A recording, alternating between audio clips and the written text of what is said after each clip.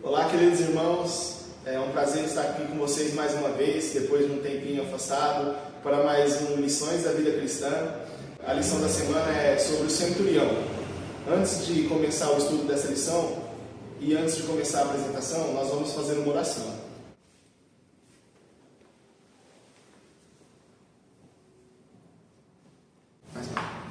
Querido Deus e Pai que está no céu, te pedimos que o Senhor possa estar conosco aqui ao estudarmos a sua palavra, que essa palavra possa tocar no nosso coração e que o seu Santo Espírito possa nos guiar em toda a verdade. Pedimos essas bênçãos e te agradecemos em nome de Jesus. Amém.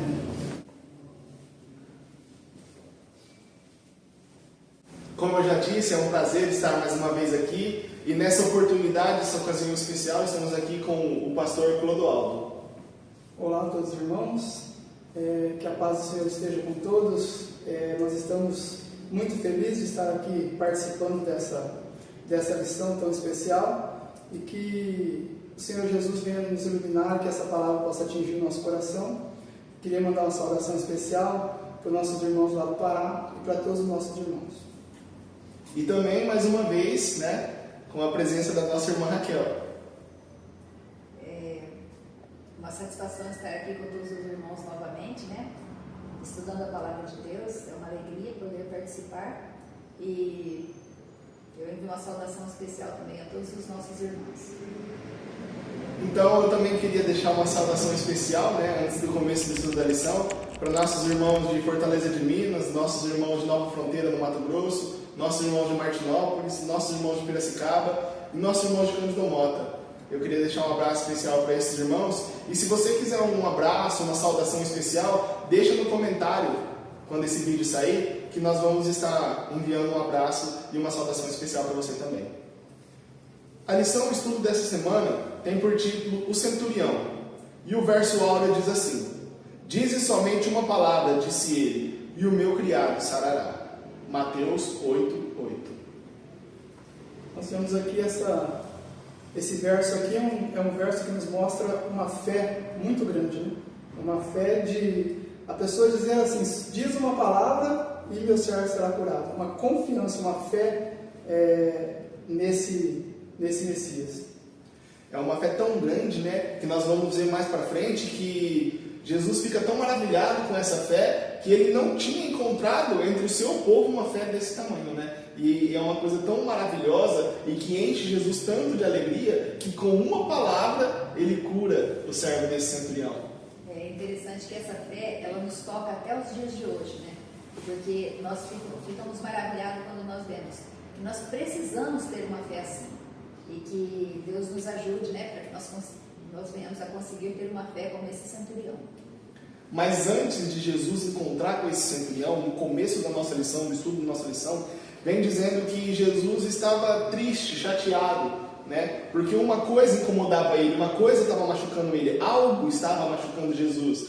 E o que vinha machucando Jesus é que os próprios judeus, que na primeira lição nós estudamos de um servo do rei, que Jesus curou o filho dele, e ele era judeu. Então, assim, os próprios judeus vinham pedindo sinais e maravilhas para Jesus provar que ele era o Messias, Jesus precisava provar para os próprios do seu povo, para aqueles que tinham profecia, eles estudavam a profecia que apontava o Messias, era para eles que Jesus tinha que provar que ele era o Messias. Vem falando aqui na nossa notinha que doía-lhe em Jesus que sua própria nação exigisse esses sinais exteriores de sua messianidade.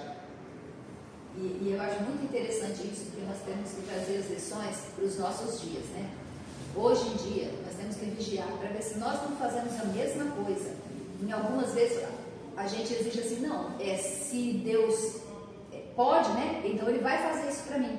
Mas ali, o exemplo desse centurião, ele não pediu nada assim, com condição. Ele entendeu que ele necessitava, era a necessidade dele, e não era a condição. A questão é que muitas vezes nós da igreja, que o povo judeu ali era comparado com nós da igreja hoje, nós da igreja temos menos fé do que o povo de fora. As pessoas do mundo têm mais fé em Jesus, em Deus, do que nós muitas vezes. Muitas vezes nós não acreditamos que o nosso Deus é um Deus de milagre, um Deus poderoso, E as pessoas que não são da igreja acreditam nesse Deus poderoso, nesse Deus de milagre. Então, assim, é isso que mostra para nós essa história do centurião, que as pessoas precisavam de sinais, de maravilhas para acreditar nesse Deus. E o centurião, só de escutar a vida de Jesus, os milagres de Jesus, ele já acreditou. Mas isso nós vamos ver mais para frente, né? Porque, continuando a lição ali, vem mostrando para nós que não era uma simples doença que esse servo desse centurião tinha. Era uma doença complicada. Não era uma doença, é uma doença que até hoje é difícil para os médicos explicar, e fazer uma cura, um milagre desse, a gente não vê.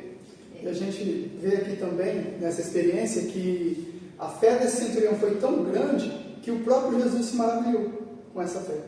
Assim como ele se maravilhava com a incredulidade dos judeus, né? Fala que do mesmo modo ele se maravilhou com a fé desse centurião. Eu acho interessante isso daí, porque quando a gente vai trazendo assim para os nossos dias, o centurião, ele não era uma pessoa que era da igreja, ele gostava, achava interessante, tentava ajudar bastante a igreja, tinha entendido que o Deus de Israel era o Deus verdadeiro, e ele queria fazer parte desse povo. Então, quando ele vai para se chegar a Jesus, ele nem vai diretamente, ele pede para os anciãos ir. Por quê? Porque ele não se sentia digno, mas ele confiava que esse Deus tinha poder, que Jesus tinha poder para fazer aquilo. Então ele queria de alguma forma tocar o coração de Jesus para que ele concedesse o pedido. Então eu fico maravilhada com isso, de ver o quanto ele, mesmo distante, reconheceu. E isso é o trabalho do Espírito Santo na nossa vida, porque ele teve o primeiro contato, ficou sabendo sobre Jesus, creu que o Deus de Israel era o Deus verdadeiro, e como o Espírito Santo foi trabalhando pouco a pouco com ele, quando ele chega no contato com Jesus, já está explodindo, ele já está cheio, né? O Espírito Santo fez o trabalho e aí extravasa. Quando ele já vai ter com Jesus, a fé dele está muito forte. A doença que tinha acometido o servo desse centurião era a paralisia, né? E um detalhe interessante desse centurião, ele mostra que como pessoa ele era diferente dos outros. Não como judeu ou romano, mas como pessoa ele era diferente de muitos. Porque se nós lermos a notinha da segunda, vem falando que como que era tratado os escravos pelos romanos ou por qualquer um naquela época. Eles não tinham direito a nada, não tinha empatia nenhuma do seu senhor com o servo. E a diferença desse centurião como pessoa é que ele tratava esse servo com carinho. Terno cuidado. E é aí que eu falo que entra o trabalho do Espírito Santo. Porque quando o Espírito Santo entra na nossa vida e faz o trabalho, que a gente permite, ele nos transforma por inteiro, que foi o que aconteceu com ele. Ele foi transformado, ele sentia amor pelo servo, e o Espírito Santo nos faz assim, parecidos com Deus. A gente sente amor por todas as pessoas. E a gente vê nessa experiência aqui que o Espírito Santo trabalha com aquele que abre o coração, né? Com qualquer um que abrir o coração para o Espírito Santo trabalhar, o Espírito Santo vai trabalhar. E os resultados vêm, né? Nós vemos aqui um centurião. O que é um centurião? Ele era um capitão de 100, né? Então ele era um soldado romano ali, capitão de 100, e mesmo assim ele deixou o Espírito Santo trabalhar no coração dele. Ele era um superior, mas o Espírito Santo trabalhou no coração dele, que ele amava, gostava muito daquele servo dele, né? Que não era comum entre os romanos. Que era abaixo do soldado, né? E assim, era uma coisa tão diferente, né? Que todo mundo ficava espantado com a atitude desse centurião. Como que ele tratava o servo dessa forma, né? E porque muitas vezes é fácil para um pai ir atrás de uma cura para um filho, né? Muitas vezes é fácil uma mãe ir atrás de uma cura para um filho, ou um marido para a esposa, ou um irmão para uma irmã, mas de um centurião para um servo mostrava tanta preocupação, né? Sim. Ele podia deixar o servo morrer, porque ele encontrava outro, mas ele mostra a diferença desse centurião como pessoa, como o trabalho do Espírito Santo na vida dele, como ele se importava com cada alma. Agora a gente vê também aqui uma diferença dessa experiência de centurião com as outras experiências dos milagres de Jesus, né? Das curas de Jesus. Os milagres de Jesus, que a gente viu nas lições anteriores, mostra assim, que ele queria fazer uma cura física, mas também uma espiritual. Aqui nós vemos que esse centurião, Jesus deu ele como exemplo que ele já estava, né, sendo dirigido pelo Espírito Santo. O espiritual dele já estava curado, né? Já estava sendo em processo de cura. Não precisava começar, ele já estava em processo de cura, né? E do que estava convencido esse romano, esse centurião, como que ele tinha encontrado esse Messias, por que a vida dele tinha se transformado, o que ele manifestava através de suas palavras e de seus atos. Vem dizendo assim que ele manifestava respeito pelo serviço divino e bondade para com os judeus como seus adoradores. Então ele entendia que ele, como romano, né, o Deus dos judeus, ele já tinha reconhecido que o Deus dos judeus era diferente do Deus dele. E ele já tinha reconhecido que o Deus dos judeus era o Deus verdadeiro. E ele reconhecia como um cidadão romano que ele não tinha direito, né, igual ao dos judeus a esse Deus. O que eu acho interessante aqui, que ele fala que ele foi tocado pelos ensinos de Jesus e que ele, apesar de reconhecer que o Deus dos judeus era o Deus verdadeiro, ele não estava satisfeito com a forma de religião judaica, que é o formalismo. Ele percebeu que nos ensinos de Jesus tinha algo diferente, algo especial, que era isso que ele queria para a vida dele. Então ele percebeu que assim, aqui eles têm o Deus verdadeiro, mas não a verdadeira religião. E isso ele percebeu que ele encontrou em Jesus, nos ensinos de Jesus. E ele tinha tirado também uma coisa que é muito comum no nosso tempo hoje, que nós precisamos tirar, que é o preconceito. Sim. Porque os cidadãos romanos ali tinham muito preconceito dos judeus, por quê? Porque eles eram os dominadores e os judeus os dominados. Então eles tinham muito preconceito. E esse centurião já tinha tirado o preconceito, tanto contra os judeus, como da religião dos judeus. Né? E nesse raciocínio, é por isso que ele tratava o servo bem. Porque os judeus já eram servos para eles. Era um tipo de servo. Só que ele reconheceu o Deus dos judeus como Deus verdadeiro, ele entendeu que ele dependia dos judeus de uma outra forma. Por isso, quando ele vai, né, ele recorre aos judeus, reconhecendo isso. É o trabalho que o Espírito Santo faz. A religião, ela entra e muda a tua vida por inteiro. E continuando vem dizendo que o que aconteceu quando Jesus entrou em Cafarnaum ali, né, antes dele encontrar com esse centurião, nós já estávamos um pouco para frente da história, agora vamos voltar um pouco na história, né, o que os judeus, o que aconteceu quando Jesus entrou em Cafarnaum e o que falaram para Jesus, né, vem falando que logo que Jesus entrou em Cafarnaum, né, anciões judeus que o servo tinha pedido, né, esse centurião tinha pedido aos anciões judeus para que eles fossem falar com Jesus, né, porque ele não se sentia digno de falar com Jesus. Ele, como romano, ele não se sentia digno. Ele, como centurião, como chefe de 100, ele sabia que existia hierarquias. Então, na cabeça dele, ele pensou assim que hierarquicamente ele não podia ir ter com Jesus. Então, ele foi com quem ele conhecia e que achava que tinha esse direito de falar com Jesus, né? E pediu aos anciões. Então, assim que Jesus chegou em Cafarnaum, os anciões foram falar com Jesus. Mas por quê? Eles foram porque eles gostavam do servo do centurião? Ou porque eles tinham amor no coração, que eles queriam ajudar as pessoas? Ou por causa de outro motivo? A gente entende que, quando a gente vê ali a história, que o centurião ajudava muito Israel, os israelitas daquela localidade, financeiramente. Então, aqueles judeus, ele tinha construído o templo deles ali, né, a sinagoga local, e ajudava muito eles ali. Então eles tinham, por isso eles tinham esse respeito e achava que Jesus tinha uma dívida com ele e eles também. Então quando ele foi ter com Jesus, ele foi levando os méritos do centurião. Assim os anciãos foram ter com Jesus.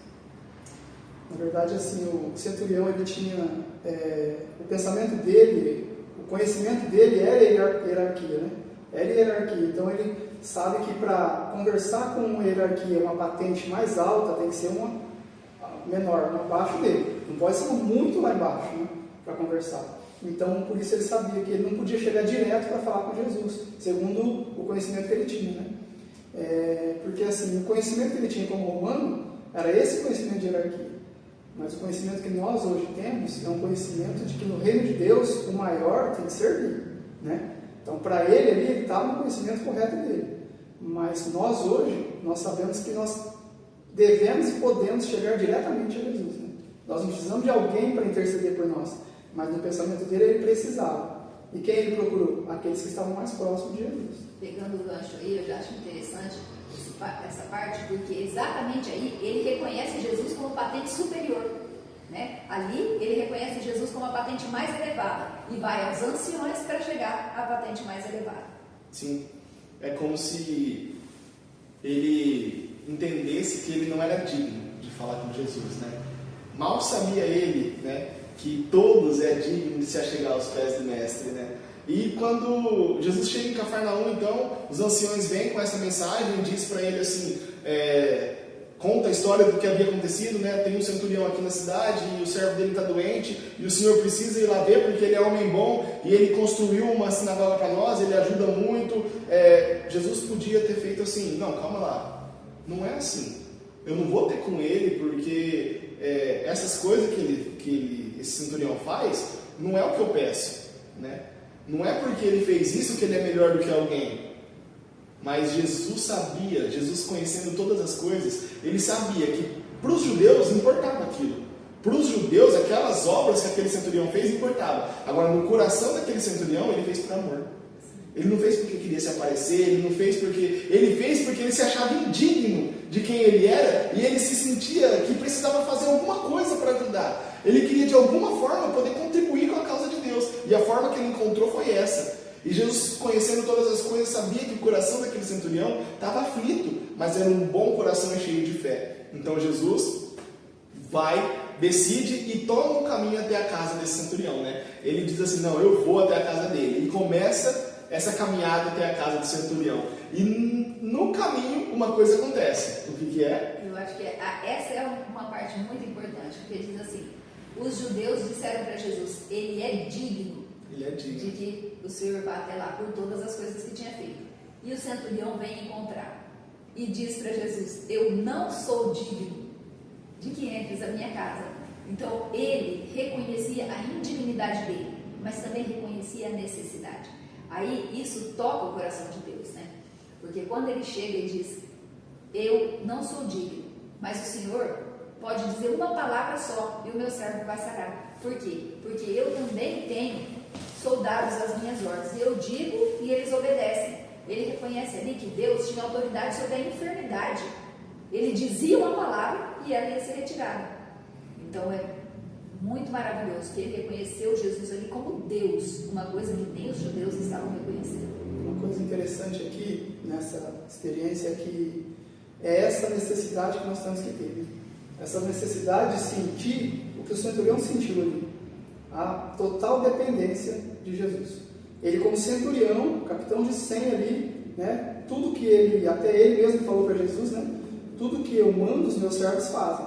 Né? Então ele tinha essa autoridade e ele viu que diante daquela enfermidade ele não tinha poder nenhum, não tinha autoridade nenhuma. Só que ele foi buscar quem? Aquele que tinha autoridade sobre as enfermidades. Então ele foi buscar aquele que tinha com humildade.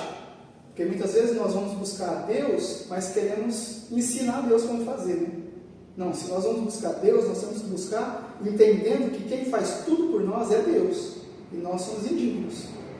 Só que ele faz com misericórdia. Sim. É um contraste assim na história, né, do centurião. São tantas lições em poucas frases, né? Ele indo até Jesus e dizendo assim, eu não sou digno. Eu não sou digno de que você entre na minha casa. É uma coisa que mostra assim, porque receber as pessoas na sua casa é algo que, da boa hospitalidade, né, das boas maneiras, é algo que toda pessoa tem que fazer. É uma hospitalidade que Jesus ensina, né? É uma hospitalidade que naquela época era muito mais importante e muito mais apreciada do que hoje em dia. Imagina só, para ele, entendendo Jesus como Deus, ele receber Deus na sua casa, que maravilha seria para ele. Mas mesmo assim, ele pensa que não é digno. Ele tendo a oportunidade de ter Deus em sua casa, ele fala assim, Senhor, eu não sou digno de te ter na minha casa.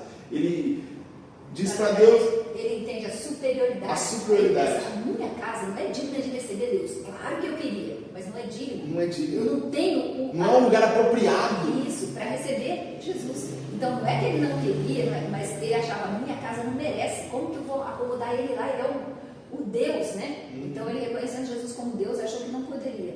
Mas é interessante aqui, final da orientando aqui, que fala que o importante é que quando Jesus recebeu o convite, que atitude Jesus teve? Ele não questionou nada, ele não falou, mas não, Jesus já tomou a iniciativa e foi no mesmo instante. E indo, se demorou no caminho, né? Porque sempre onde Jesus estava, a multidão apertava ele. E aí no caminho, ele vai indo, como avança devagar, espremido pela multidão, aí o centurião vem encontrar.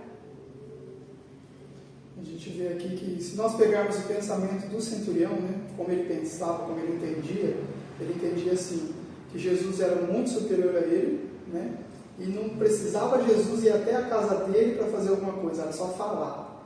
Então ele era assim, ele entendia que Jesus, ele comandava tudo, até as doenças, enfermidades, tudo estava no controle de Jesus. Não precisava chegar até na casa dele.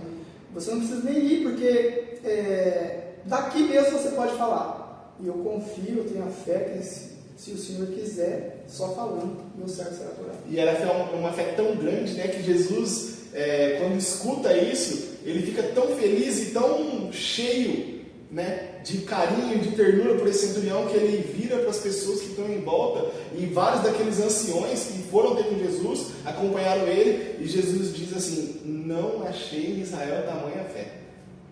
Até aquele momento que Jesus estava vivendo ali, né, até aquela idade que Jesus já tinha passado nessa terra aqui, Jesus não tinha achado tamanha fé em Israel. E não se esquecendo, né, como a palavra de Deus nos diz que Jesus não achou tamanha fé na sua nação. Naqueles que ele dentro de casa. Dentro de casa. Ele não achou tamanha fé dentro de casa. Né? Você vê como que é muito especial quando a pessoa abre o coração para o Espírito Santo. Né? O Espírito Santo toca no coração e a pessoa se deixa ser levada pelo Espírito Santo. E hoje também, Jesus olha para nós esperando ver fé. E nós devemos hoje abrir o coração para o Espírito Santo para que a gente venha ter essa fé, a fé que toca o coração de Deus. Porque ali em Israel, Jesus andou por lá e as histórias de fé que a gente tem, que ficou registrado na Bíblia, as que surpreenderam, que tocaram mais forte o coração de Jesus, não eram do povo de Israel. Então nós, como hoje servos de Deus, devemos vigiar e pedir que o Espírito Santo tome conta da nossa vida e nos transforme, para que Deus encontre essa fé em nós. O que os judeus não entendiam, que o centurião compreendeu naquele momento, é que Deus, o que nós precisamos de Deus precisa de nós, não são as obras, né? Que vai falar, não são as obras, não é as obras que Deus precisa. Deus não precisa das nossas obras, Deus precisa da nossa fé. Os judeus pensavam que Deus precisava das obras, que eles fizessem isso, fizessem aquilo, mas Jesus não precisava disso, Deus não precisa disso. Deus só precisa que nós colocamos o nosso coração aberto para Ele, que nós tenhamos fé nele. E que compreendamos a nossa verdadeira necessidade. Porque quando nós vamos até Deus reconhecendo a nossa indignidade e a nossa necessidade, a nossa fé e a nossa necessidade toca o coração de Deus e move o braço da onipotência. O que vem dizendo aqui que eles não reconheciam que a nossa grande necessidade, o nosso único título é a misericórdia divina. A única coisa que a humanidade precisa é a misericórdia divina. Nós precisamos da misericórdia divina. É isso que os judeus não entendiam. E para nós obtermos essa misericórdia divina, o que Deus quer de nós é a entrega, é o reconhecimento, né? É a humilhação, é reconhecer que quem faz tudo em nós é Deus. Até a fé, quem nos dá é Deus. Até a fé, quem aumenta em nós é Deus. Né? Porque a palavra de Deus diz, a fé vem do ouvir. E ouvir do quê? Da palavra de Deus. Então a fé é aumentada por ouvir a palavra de Deus, por ouvir Deus falar em nosso coração. Mas o que Ele quer de nós? Ele quer que nós nos entregamos a Ele para poder ouvir a sua palavra. A notinha final vem dizendo assim: é assim que todo pecador se deve aproximar de Cristo, não pelas obras de justiça que houvéssemos feito, mas segundo a sua misericórdia nos salvou. Quando Satanás vos diz que sois pecador e não podeis esperar receber bênção de Deus, dizei-lhe que Cristo veio ao mundo para salvar pecadores. Então, assim, irmãos, Cristo, ele vem dizendo aqui em Tito 3,5, que não é pelas obras da justiça, não é por nada que nós tenhamos feito, mas é segundo a sua misericórdia que Ele nos salva. E quando Satanás vem, porque ele vem, né, dizer que nós não somos dignos, que nós somos pecadores, que nós não merecemos a misericórdia de Cristo, nós devemos só dizer assim: Jesus morreu por nós, Jesus morreu pelos pecadores. Não ficar dando lado, não ficar discutindo, não ficar argumentando com o inimigo. Só dizer assim: Jesus morreu, foi pelos pecadores, foi por mim, foi por vocês, foi por nós, foi por todos. Porque essa é uma estratégia de Satanás, né? A estratégia de Satanás é fazer o ser humano pecar e depois acusar. Essa é a estratégia de Satanás. Ele nos faz pecar, cair no pecado e depois acusa. Como você vai buscar Deus? Você é um pecador, né? Como você vai poder chegar, se aproximar de Deus? Ele é o soberano do universo. Você é um pecador, vai poder falar com Ele, né? É isso que Satanás coloca no nosso coração. Para quê? Para que nós não tenhamos a coragem, né? Como esse centurião, a experiência do centurião. Ele não teve a coragem de chegar direto em Jesus. Ele teve que pedir intercessão para os anciões, né? E muitas vezes Satanás fala isso para nós. Mas nós temos que entender que nós somos filhos de Deus. Que Jesus veio morrer por nós, nós somos filhos de Deus. Todo filho tem direito de falar com seu pai, né? E quando Satanás vier, nós temos que sempre ter isso em mente, que nós podemos falar com Deus, mesmo sendo pecadores, né? E como Lutero disse para Satanás, né? Como ele escreveu para Satanás, ele escreveu assim: o sangue de Jesus me liberta de todos os pecados. Interessante que eu acho é que assim, nós temos que ir a Deus porque nós precisamos dele. O que nós podemos fazer sem ele? Nada. Então nós vamos a ele e colocamos a nossa necessidade. Eu preciso do Senhor. Então, como diz, né, na Bíblia, assim, nós vamos até ele e reconhecendo que ele pode nos ajudar. A fé, né? A fé vai até Deus e pede o auxílio que só Ele pode dar. Então é isso que nós vamos até Deus e falamos: eu vim porque eu preciso, não posso fazer, mas o Senhor pode. Então, quando a gente vai com essa fé e reconhecendo a nossa necessidade, Deus atende, com certeza. Amém. Meus queridos, nós tiramos muitas experiências nessa passagem aqui, nessa história do centurião. Mas uma experiência muito interessante para nós, para a nossa vida, é que Deus trabalha com todos, trabalha no coração de todos, né? Aqui nós vemos o Espírito Santo trabalhando no coração de um centurião, né? Trabalhando no coração e dando para ele uma humildade, primeiro a humildade dele amar o seu servo, e depois uma humildade de reconhecer que o Deus dos judeus era um Deus superior aos deuses dos romanos, né? E depois reconheceu Jesus aqui como Messias, como aquele que era Deus e podia fazer qualquer coisa. Amém. Amém. Então chegamos ao fim de mais uma lição. Obrigado a todos que ficaram aqui até o final. Quem puder, se inscreve no canal, curte, compartilha, ajuda muito no nosso trabalho, na evangelização. Espero vocês na próxima semana com mais uma Lições para a Vida Cristã.